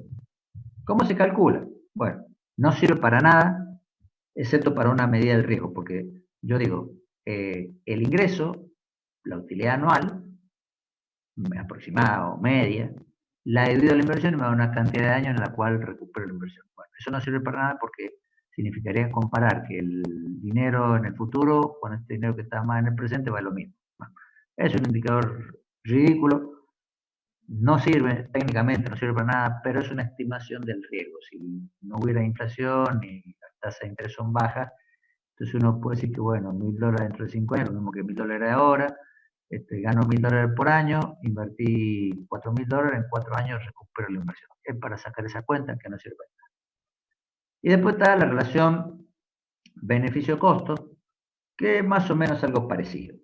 Acá tiene la formulita, no es más que sacar todos los beneficios y dividirlo por la inversión, y es la relación beneficio-costo. Después hay otras relaciones o ratios contables, que la que hemos venido hablando, la rate of investment, que no es más que dividir la utilidad de un año, divide la inversión. Y ahí saco si mi inversión trabaja al 15%, al 20%, al 40%. Bueno, eso es un indicador estático, porque no tiene en cuenta el valor del dinero en el tiempo. Pero es una referencia interesante. Después tiene otra causa, acá se llama la rotación del activo, que es el margen por la rotación. Si yo vendo tortitas raspadas, pero no las fabrico, o sea, las compro, las vendo, yo tengo un margen, que es la diferencia entre el precio de venta y el precio de compra, por la rotación. ¿Qué es la rotación? ¿Cuántas veces durante la semana, durante el año, yo roto el stock? Ustedes se dan cuenta que la leche tiene más rotación que el whisky caro en el supermercado. Entonces, mientras más veces roto algo, si tiene poco margen, tengo que tener mucha rotación para ganar bastante dinero. Y si tiene mucho margen, entonces no hace falta que la rotación sea tan alta. Es decir, si yo tengo productos que salen poco, entonces tengo que tener un margen grande. O sea, tengo que cargarlo un 30, 40, 50% por encima del costo de compra. Si mi producto rota mucho, lo vendo todos los días, bueno, seguramente mi margen es pequeño, porque necesito una alta rotación. Se llama fórmula de DuPont, que es una indicación aproximada. Acá tienen cómo se compone el flujo de fondos, seguramente esto lo han visto en contabilidad o en economía, mejor dicho, no se lo voy a repetir. Vamos a esto que es importante. Yo tengo criterios decisionales básicos. ¿Qué significa esto? Vamos a hacer un proyecto. Por ejemplo, vamos a remodelar la sodería, vamos a poner la panadería o vamos a construir, no sé, 5 casas. Si el valor actual neto del proyecto es mayor que 0, el proyecto es 60. Si esta tasa interna de retorno, digamos, que es el valor por el cual el avance hace 0, el valor de tasa por el cual se hace 0, es mayor que mi tasa de oportunidad, o sea, la tasa a la que yo invertiría los capitales, mío, el proyecto se acepta. Y como un indicador de segundo orden, de menos calidad técnica y analítica, si el periodo de retorno del proyecto es menor que el periodo de retorno que yo quería, entonces lo acepto. Digo, che, este proyecto ¿en cuánto me retorna la inversión? Y en 3 años. No, mucho, yo quiero en 1 año. Bueno, entonces lo rechazo. No tiene ningún fundamento técnico, pero bueno, hay gente que decide así. Ahora, supongamos que yo tengo un proyecto en el cual yo soy digamos, el que aporta una parte del capital, el proyecto está bajo mi titularidad, pero tengo dinero de otros que conseguí en préstamo. Ellos creyeron que yo iba a poder devolverlo. Bueno, entonces, ¿qué me interesa? Que el valor actual del capital propio sea mayor que 0. Entonces me vengo a esta tablita que está acá, donde yo digo, esta es toda la inversión del proyecto. Le resto el crédito, entonces esta es mi inversión del capital propio. Antes acá tenía un beneficio más grande, si lo financio yo, si pongo toda la inversión yo. Ahora es menor, porque una parte de este beneficio se transforma, como dice acá, en el repago de los préstamos. Entonces una parte del beneficio se va a pagar una parte del crédito. Pero a mí eso no me interesa, me lo puedo pagar. Lo que me interesa es la rentabilidad de mi capital. Si a mí me prestan plata al 5% y el proyecto me genera el 12%, entonces por cada 100 pesos que yo tengo en crédito, pago 5 de interés, pero me generan 12, o sea, me gano 7. ¿Está bien? Bueno, entonces toda la tasa externa de retorno, que se le llama a la tasa del capital propio mío, digamos, si es mayor a mi tasa de referencia, el porcentaje de la ordenería, me sirve. Y también el precio, el periodo de retorno del capital propio. Bueno, lo importante es esto y esto. Ahora, estos son criterios básicos. Ahora, ¿qué pasa en un proyecto si yo digo, che, y si las ventas me caen un 5% y si el precio me cae un 5%? ¿Qué pasará con el BAM? Y disminuye un 5% el ingreso y por lo tanto cambia el beneficio. ¿Y qué pasa si aumentan los costos? ¿Qué pasa si aumenta 5% el gas, aumenta 5%, 10% la luz, la mano de obra, la materia prima? Bueno, entonces yo allí podría hacer un cálculo de distintos valores presentes, netos, para distintos supuestos. Entonces voy a tener una curva, ya no tengo un único van, tengo una curva gaussiana de distribución del valor actual neto para distintos supuestos. Bien, a lo que a mí me interesa es qué parte de esa curva de Gauss está del lado negativo. Entonces, vamos a ver criterios decisionales más avanzados que se utilizan en proyectos más complejos. Lo que se hace es simular cuáles serían los distintos valores del BAN para distintos supuestos. Eso da una curva gaussiana o curva de distribución del valor actual neto para distintas simulaciones. Estas simulaciones se hacen con un método, uno de los tantos métodos llamado Monte Carlo, porque un método parecía una ruleta, digamos, ¿no? Uno va tirando de forma aleatoria valores de las variables que inciden en el comportamiento del valor actual neto, que es una función, es un polinomio. Ustedes lo ven acá. Vamos a poner acá. Ven que es un polinomio. Esta es la inversión, que puede sufrir más o menos según todos sus componentes. Y acá, cada uno de estos beneficios está afectado por el precio y la cantidad y por los costos de producción. Los costos pueden depender de distintos valores, o sea, de distintos factores.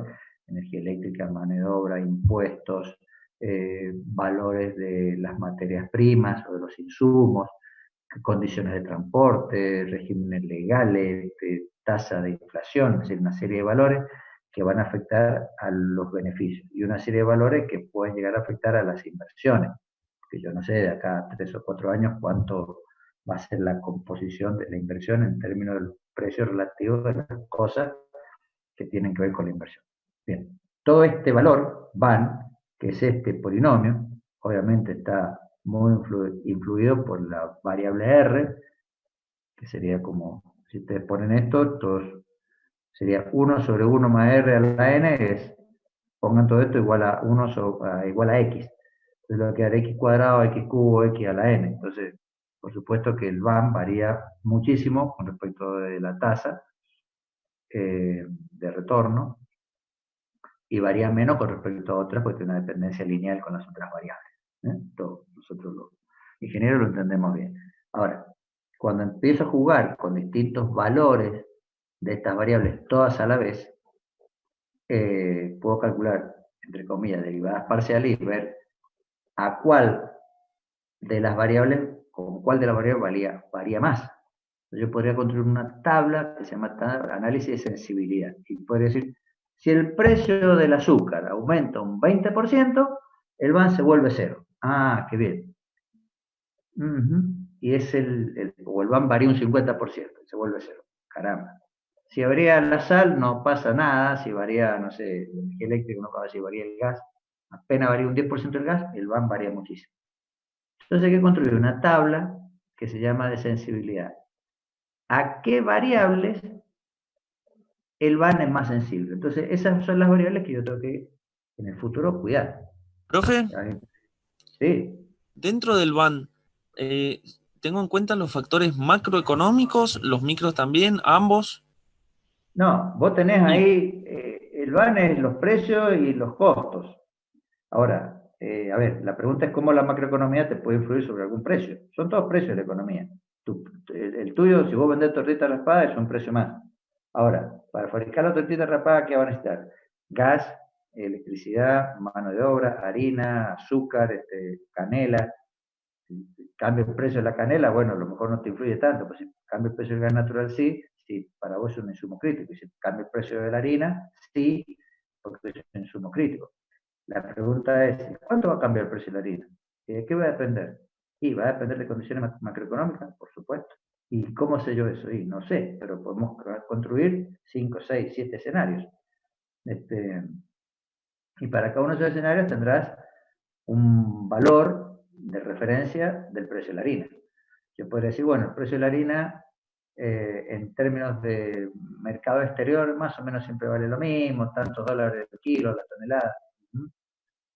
Bueno, pero si un factor mío es el gas natural, ¿de qué depende y es un precio que fija el gobierno? ¿Y de qué depende?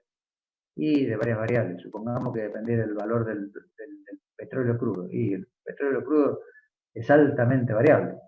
Tenía valores negativos, y después hace 2 años o hace un año y medio estaba en $140 el barril. Sube y baja. Bueno, a ver, ¿eso me impacta o no me impacta? Y me impacta mucho, te impacta poco. Por supuesto que estamos hablando un poquito de una panadería que eso, bueno, no toma las variables macroeconómicas, no influye. Ahora, si estoy pensando en, no sé, una central hidroeléctrica, bueno, eso ya es otra cosa. Claro que me va a influir. Porque, o si estoy pensando en montar una, digamos, en incursionar en las energías renovables. Digamos, me quiero un grupo de gente que está en las finanzas y en los negocios y dice, empecemos a invertir compremos entre parque eólico. Buenísimo. ¿Qué pasa si el petróleo baja? Y si el petróleo baja se vuelve más barato la energía convencional y entonces mi energía es cara. Y sí, entonces no me van a despachar la central eólica y no. Y bueno, entonces no me conviene. Todo depende, en última instancia, todo depende de la variable macroeconómica. Fíjense en el punto de comercialización, en la bolilla de comercialización, cuando decíamos cuáles son los factores de los cuales dependen las inversiones en las empresas. Y bueno, que inviertan en equipamiento, inviertan en desarrollo, inviertan en nuevos productos, nuevos procesos. Y depende de las condiciones macroeconómicas, de las perspectivas macroeconómicas y cómo las perciban. El segundo depende de su rama industrial o su rubro. El tercero, de condiciones más internas de la empresa y en última instancia depende mínimamente del grupo que está analizando una inversión o un grupo de compra. Y eso es muy importante. Pero sí, depende de las condiciones macroeconómicas. Estamos atados a eso. Bien. Quiere decir que volviendo a esto, yo puedo tener una tabla que me diga para qué variación máxima de qué variable el BAM varía más. Entonces sí tendría yo las variables más sensibles. ¿Para qué necesito saber esas variables? Porque cuando yo estoy estudiando la decisión, yo puedo decir, che, estas variables en el futuro, ¿pueden llegar a variar tanto? ¿Sí o no? Bien. Ahora, eso es un análisis estático. El otro análisis es tirar en forma aleatoria conjuntos de valores de todas esas variables y ver cómo se comporta el BAM. El BAM va a tener una distribución aproximadamente gaussiana, pero a mí eso no me interesa. A mí me interesa, yo tengo un BAM en el eje de las X, digamos, y hacia arriba tengo la distribución de probabilidad, o sea que tengo una campana dibujada hacia arriba del eje de las X. Ahora, ¿dónde supongamos que las dos colitas del BAM están siempre en el lado positivo? Significa que el proyecto me puede ir muy bien, o me puede ir no tan bien, o me puede ir medianamente bien. Pero nunca voy a perder. Siempre me va a ir bien. En el peor de los casos, ganaré menos, con una baja probabilidad de ganar menos. Supongamos que gano 2 millones como baja probabilidad, y como alta probabilidad gano 10 millones. Ajá, ¿y dónde está el punto medio de la curva gaussiana? Aquí están los 6 millones. Ah, buenísimo. Pero siempre gano, sí. Bueno, listo. Ahora, ¿qué pasa si el punto medio de la curva gaussiana está más cerca del eje Y? Con lo cual yo puedo tener una probabilidad pequeña, como un 10%, de ganar 10 millones de dólares. Una probabilidad, la punta, digamos, de la campana gaussiana, está en los 2 millones de dólares. Y la otra colita hacia la izquierda, puedo llegar a perder 4 millones de dólares. ¿Qué quiere decir? Que toda la franja o la parte de la curva gaussiana que está del eje Y hacia la izquierda es pérdida. Bien. ¿Y cuáles son las probabilidades de perder? O sea, que el BAN valga 0 o negativo, y el 30%. Ajá. Bueno, ¿y cuál es la probabilidad, ese 30%, digamos, entre 0 y menos 4 millones, cuál es la probabilidad promedio de ese 30%? Y, qué sé yo, $1 millón. Bien. Fantástico, entonces yo enfrento esta cuestión. Tengo una probabilidad de un 40% de ganar $2 millones, tengo una probabilidad de un 30% de ganar más de $2 millones, y tengo una probabilidad de 30% de perder hasta $1,5 millones, o más. O en promedio $1 millón, pero hasta tengo una probabilidad del 5% de perder $4 millones. Esto es como tener una moneda, donde en una cara dice gano 10 pesos, y en la otra dice pierdo 3. Y la probabilidad de que salga cara es del 70%, la probabilidad de que salga seca es del 30%. Bueno, ¿jugás o no jugás? Es una técnica decisional. Entonces, ¿yo cómo me construyo una variable decisional? Muy fácil. Yo digo, bueno, yo tengo que aceptar que tengo una probabilidad de que me vaya mal. Si me lo demuestra la curva de distribución del gas. Bueno, tráigame proyectos cuya probabilidad de tener un BAN negativo sea menor del 10%. Ah, o sea, vos querés un proyecto que el 90% de las veces gane plata. Sí, bueno. Y tráigame un proyecto que además este 10% no represente una pérdida mayor de un 5% de la inversión. Epa. Y tráigame un proyecto donde la expresión del BAN no sea mayor de al, qué sé yo, tanto por ciento. O sea, un proyecto con una curva muy empicada de la gaussiana es un proyecto bastante, digamos, preciso. Y un proyecto con una campana muy abierta es un proyecto más disperso. O sea, puede variar mucho. ¿Qué quisiera en el máximo de la certeza todo inversor? Y un proyecto que el 100% de las probabilidades esté con un BAM positivo y bastante positivo. Es decir, que me dé $10 millones con un 90% o 99% de confianza. Eso sería el máximo de los máximos. Bueno, no es así. En los proyectos petroleros, los proyectos muy riesgosos, se acepta un porcentaje de probabilidad de un BAN negativo. Y entonces tenemos que decir, bueno, y esa probabilidad, ¿de cuánto es? 30%. Ajá. Y en promedio, si llegamos a perder, ¿cuánto podemos perder? Y podemos perder, hasta un 10% o 15% de la inversión. Epa. Y si nos va terriblemente, podemos llegar a perder hasta un 40% de la inversión, pero la probabilidad de que perdamos un 40% es de 0,1%. Bueno, está bien.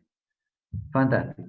Bueno, estas construcciones que tienen que ver con una curva gaussiana de variabilidad de las probabilidades del BAN, implican modelos de simulación muy complejos, hay que correrlos por computadora, no son cosas sencillas de hacer, son estudios que llevan tiempo, se llaman estudios de riesgo, y que los hacen las empresas cuando van a invertir en proyectos riesgosos. ¿Qué significa riesgosos?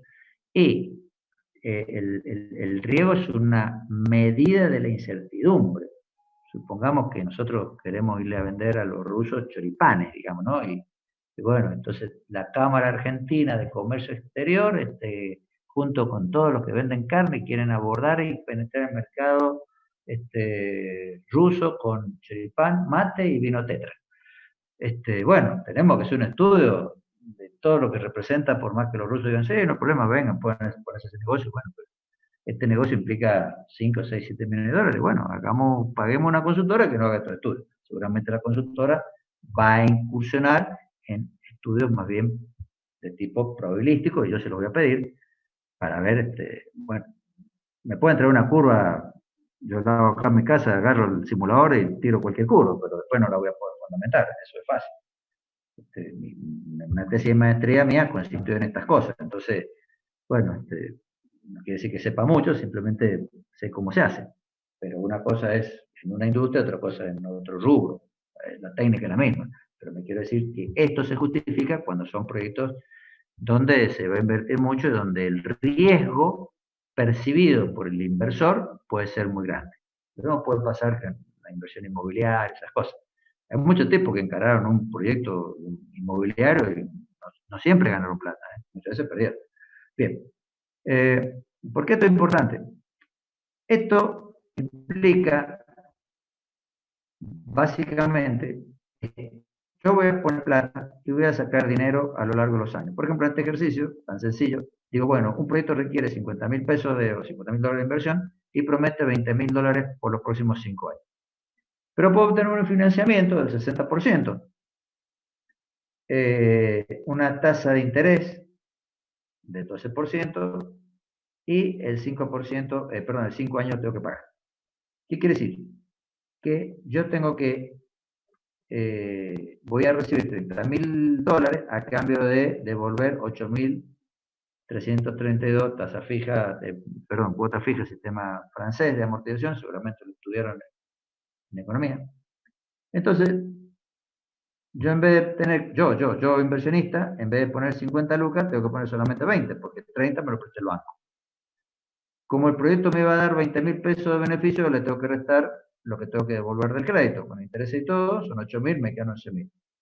La pregunta es si este flujo de fondos, para mí, me es conveniente a la tasa a la cual yo puedo invertir. El 12% es lo que me cobra el banco. Bien. Entonces yo acá hago, para distintas tasas mías, ¿cuál es el valor actual del proyecto? Bien. Entonces, ¿qué significa? Significa poner este flujo de fondos y cada uno de estos dineritos dividirlo por 1 más, perdón, dividido 1 más la tasa elevado a la n. No importa cuenterío matemático, lo importante es que este es el van de mi capital, van del capital propio, el que está con este agujerito ahí. Entonces, fíjense, siempre el van del capital propio es positivo. ¿Hasta qué valor de tasa? Y hasta el 50%. Quiere decir que yo estaría dispuesto a pagar hasta un 50% de intereses por el dinero que me prestan. Por supuesto, no ganaría nada. Pero mi proyecto tiene, siempre van positivo.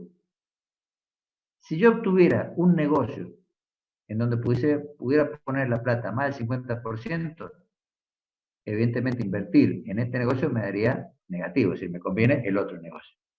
Ahora supongamos que yo no tengo esa posibilidad, que no tengo posibilidad de acceso al crédito. Bien. Entonces, ¿cuál es esto es lo que genera el proyecto? Esto es lo que genera el proyecto. El proyecto es 50 lucas y saco 20 todos los años. Si tengo o no tengo yo los 50.000 pesos, eso es independiente, no tiene nada que ver. Digamos, el proyecto genera esto. Pongo 50.000 pesos en una panadería y saco 20.000 dólares todos los años. Esto es lo que genera el proyecto. Esta curva con los puntitos negros. Significa pasar por cero en el 28%. Significa que la tasa interna de retorno a este proyecto es 28%. No sirve para nada la TIP, pero no importa.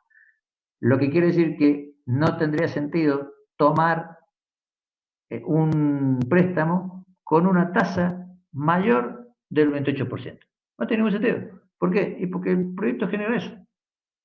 Yo podría ir al banco y pedir un crédito del 12, del 15, del 17, del 20, del 25. Ahora, si pidieron un préstamo y me cobran justo el 28.64, gran parte de lo que yo estoy obteniendo por el dinero que me prestan se lo estoy devolviendo al banco. O sea, me prestan 28, devuelvo 28, no tengo ninguna ganancia. Entonces no me conviene. La TIR sirve precisamente para saber hasta qué valor de tasa de interés a mí me conviene pedirle al banco. Nunca conviene pedirle al banco plata, porque cuando yo pido al banco plata, contraigo una obligación cierta de pagar contra una expectativa de ganar dinero. Y si esa expectativa no se cumple, el banco me remata. El banco no es socio mío, no corre el riesgo mío. Bien, ese es el problema de pedirle plata al banco. Y mucho más si le voy a pedir plata para financiar el capital de trabajo, que sería lo peor. Eso significa una mala administración financiera. Bien, acá está explicadito esa tablita. Bueno, quien quiera esto en Excel, se los cargo ahí en el ¿cómo se llama? En el aula virtual para que ustedes el día de mañana jueguen con él. No tiene ningún... Sí. Sí, profe, si puede ser, estaría bueno para irlo viendo y jugar un poco. Te han rendido economía, así que tú lo sabes. Bueno, no importa. No se metan en estas cosas, lo importante que tienen que hacer ustedes, bueno, métanse si quieren, digamos. De hecho, yo soy ingeniero y me metí en estas cosas. Bueno, hay que estar de mente para esto. Bueno, el tema principal es entender que estas cuestiones nos permiten tomar decisiones más racionales. Si yo voy a invertir en algo, si la tasa de rentabilidad de ese algo hace que el VAN sea mayor que cero. Si no, no conviene. Entonces, estos son los criterios decisionales. Es decir, alguien se pone a fabricar o construir, digamos, un edificio porque dice, a ver, ¿cuánto me cuesta el edificio este? Y me cuesta tanta plata. Ajá. Bien, si yo pusiera los 10 millones de dólares para construir este edificio, después, ¿cuándo lo venda? Bien. ¿En cuánto lo voy a vender? En 12 millones de dólares. Ah, qué bien. ¿En qué tiempo vas a vender esto? En 2 años. Ajá, quiere decir que en 2 años vos sacaste el 20% de interés, o sea, 10% cada año, más o menos.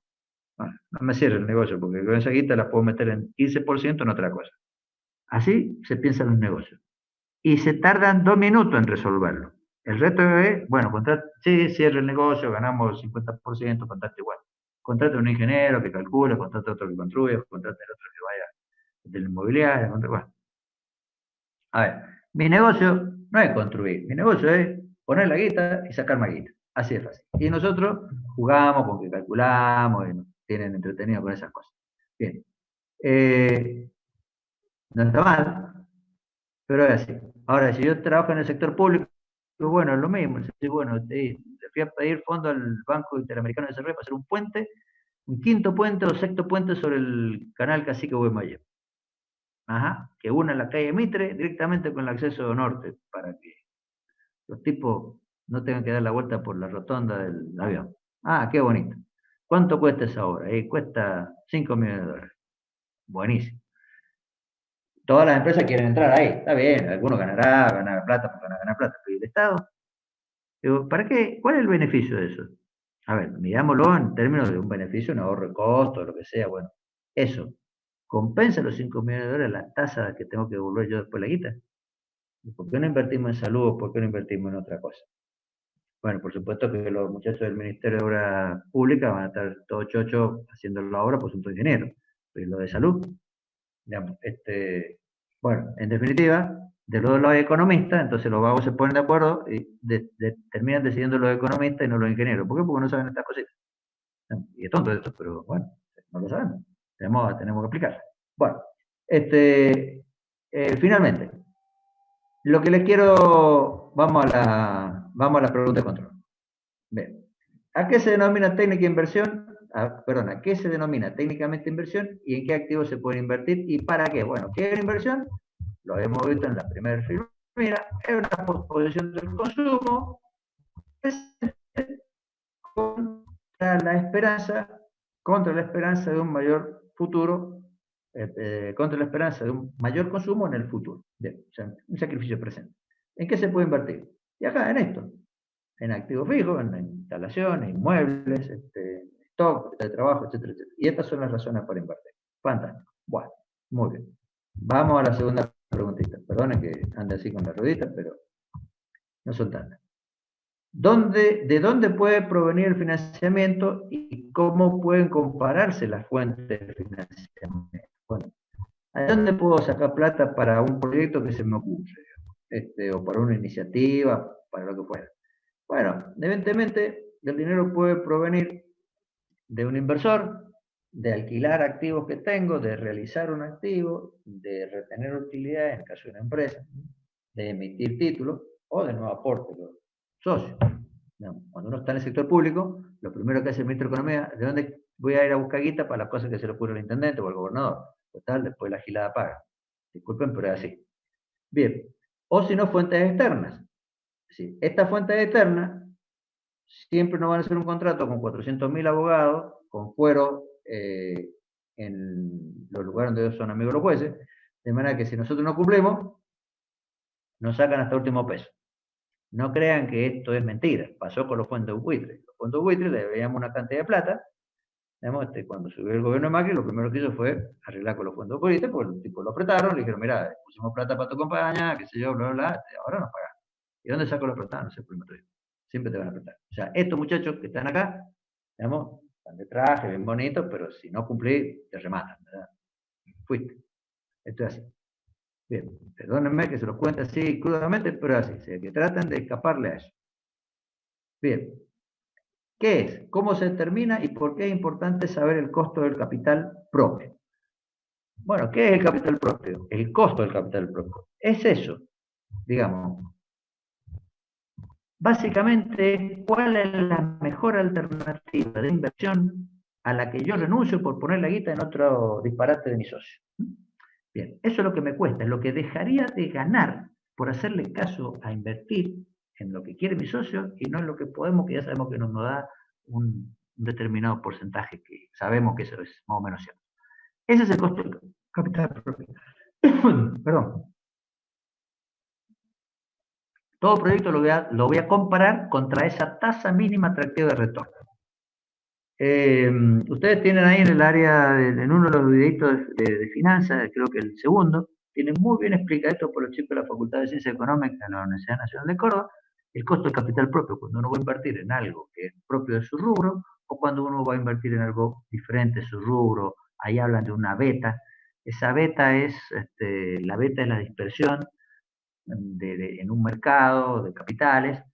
La teoría de Modigliani y Miller fueron dos tipos que por allá por los 70, fines de los 70, principios de los 80, bueno, le dieron el premio Nobel por encontrar esas cuestiones. Yo cuando fui a hacer mi posgrado allá en Córdoba me mataron con esa cuestión, que eso sirve para los mercados de capitales cuasi perfectos como tiene Estados Unidos. Acá no tenemos un mercado de capitales, por lo tanto esa cuestión no es tan aplicable acá.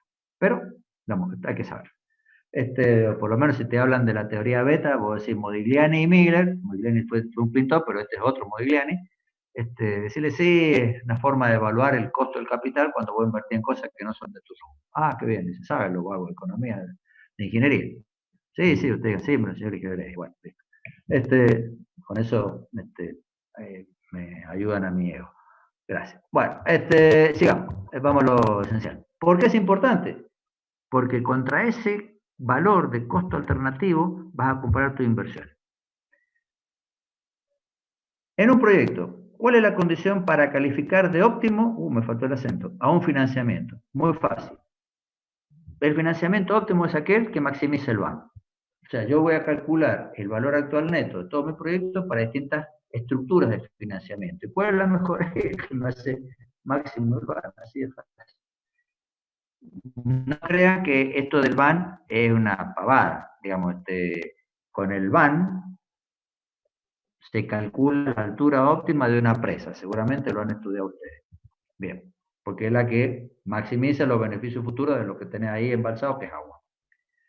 Si lo haces un metro más alto, el costo incremental de ese metro más alto en la inversión no se compensa con la utilidad incremental del poco más de agua que vas a turbinar o a vender. Y si lo haces un metro más bajo, la diferencia de que te ahorras la inversión, bueno, podrías aumentarla porque puedes turbinar un metro más de altura de agua, entonces puedes invertir un cachito más. Eso es el costo marginal contra el ingreso marginal. También se calcula con el BAN, la altura de una presa o el diámetro de una conducción. Bueno, ¿qué objetivo tiene cada etapa de un proyecto y en qué consiste y cómo se controla cada uno? Bueno, ustedes saben que las etapas de los proyectos son estas que están acá. Espérenme que llegue. Acá está.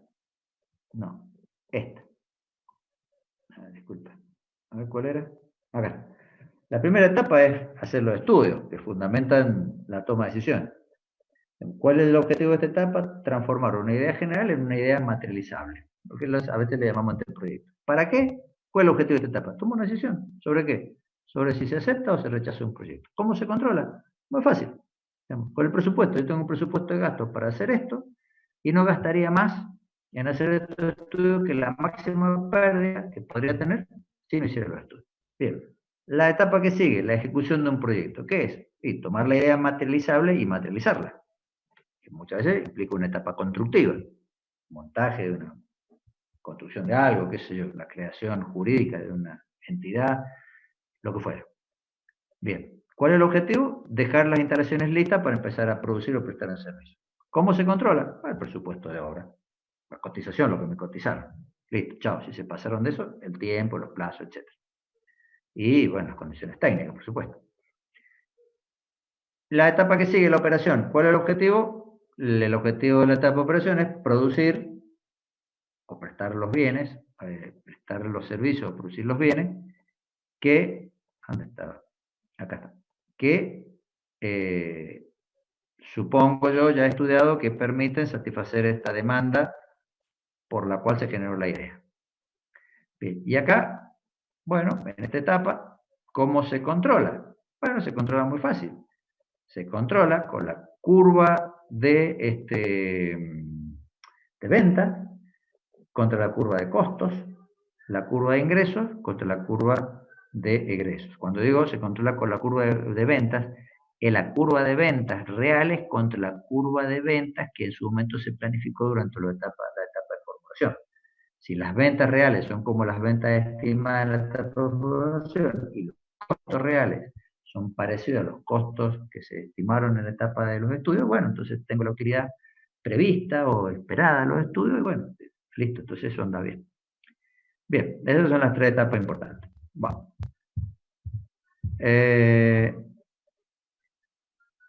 ¿Cuál es el problema central en la ejecución de un proyecto y cómo se resuelve? El problema central en la ejecución de todo proyecto es resolver el conflicto entre el contratista y el comitente. ¿Respecto a qué cosa? A la ejecución del proyecto. Básicamente, que se mantenga el presupuesto, que se mantenga el plazo y que se cumpla con las especificaciones técnicas. ¿Cómo se resuelve? Con administración. Con una correcta planificación de la obra y de todos los gastos y la parte financiera por parte del contratista y lo mismo por parte del comitente. ¿Qué técnicas se pueden utilizar para administrar el proyecto? Bueno, técnicas que facilitan la planificación y el control físico, como el diagrama de Gantt, el método de camino crítico, etcétera, etcétera, y además técnicas que permiten el control financiero, básicamente la curva de carga financiera o las curvas S, que me van diciendo cuánto es lo que se debería gastar y cuánto es lo que se te va gastando. Mientras que el diagrama de Gantt me mira y me pone, digamos, en un gráfico las tareas a realizar y yo voy pintando las tareas realizadas. Si se coinciden, tanto las tareas realizadas con las realizadas y la curva de presupuesto con la curva de gastos reales, entonces estamos bien con la obra. Si no coinciden, estamos mal. ¿Cuál es el problema? Una mala administración. ¿Qué estudios se deben realizar? ¿Qué deben indicar cada uno y cuáles son los filtros para... ¿qué técnica se utiliza para tomar decisiones de aceptación o rechazo de un proyecto? Bueno, la técnica que se utiliza es la formulación del proyecto, que me permite pasar de una idea a una idea materializable. ¿Qué tiene que pasar? Bueno, una factibilidad técnica, una posibilidad legal, conveniencia económica y la viabilidad financiera. Perfecto. ¿Y qué indicadores tengo? Bueno, el valor actual neto es uno. Lo tengo. Disculpen. El valor actual neto, la tasa interna de retorno, el periodo de repago. ¿Cuál es el más importante? El valor actual neto. El resto no son tan importantes ni son tan metodológicamente correctos. Bien. Significa, si el valor presente los beneficios futuros o costos futuros es menor que la inversión, conviene, si no, no conviene. Buenísimo. ¿Qué es el flujo de fondo de un proyecto? ¿Cómo se compone y por qué es importante? Muy básico. El flujo del proyecto son los beneficios prometidos por el proyecto, acá está, como consecuencia de los ingresos, los ahorros de costos y los gastos contra la inversión. ¿Por qué es importante? Porque esta es la decisión, las consecuencias futuras de las decisiones de realizar el proyecto. ¿Cuáles son las consecuencias? Y gastar plata en la inversión contra una promesa de resultados positivos. Bien, este flujo de fondo es fundamental para calcular los indicadores de rentabilidad y todo el resto de indicadores que permiten tomar decisiones sobre la conveniencia del proyecto y después en su ejecución para el control. Bien, ¿qué me queda acá? Avísenme porque no necesito, así que avísenme cuando me queden 3 minutos. Que ya debe estar. En términos técnicos, ¿cuál es la diferencia entre incertidumbre y riesgo de un proyecto? Mire, incertidumbre es el desconocimiento de las variables que inciden sobre la ejecución de un proyecto o su operación correcta o beneficiosa. Y el riesgo es la medida de esa incertidumbre. Dicho de otra manera, el riesgo es la medida de la dispersión de un proyecto. Un proyecto es más riesgoso cuando tiene más dispersión su curva gaussiana y es menos riesgoso cuando tiene menos dispersión. Que sea conveniente no es otra cosa. ¿Se entiende? Si alguien no entiende la diferencia entre incertidumbre y riesgo, es la siguiente. Ustedes se pueden parar, bueno, no, ahora no, pero en el corredor del oeste, a las 8:30 de la mañana, a las 1:30 de la tarde, y pueden cruzar para los dos lados y miran y ven que no viene ningún vehículo. ¿Ah? Fantástico. Bien. Ahora ustedes se ponen una venda en los ojos. ¿Sí? Aumentó la incertidumbre, porque no saben si viene vehículo o no, pero el riesgo es el mismo. ¿Se entiende?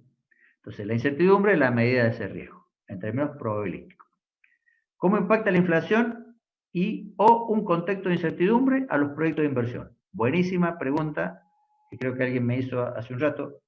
Miren, muchachos, cuando yo tengo inflación de costos, lo que yo no sé cuánto me va a costar cada cosa que tengo comprometida en este proyecto. Y tampoco sé si voy a poder vender lo que tengo que vender. Por lo tanto, esto no lo puedo dibujar. Pero además, la inflación hace que los valores futuros traídos al presente sean muy pequeños, porque estoy viviendo por un R que es cada vez más grande. Entonces no me queda otra que sacarle del R la inflación. Pero si tengo un contexto de incertidumbre, porque las variables macroeconómicas no las puedo precisar, entonces no hay posibilidades alguna de que alguien decida cruzar la avenida. Porque no puede determinar el riesgo.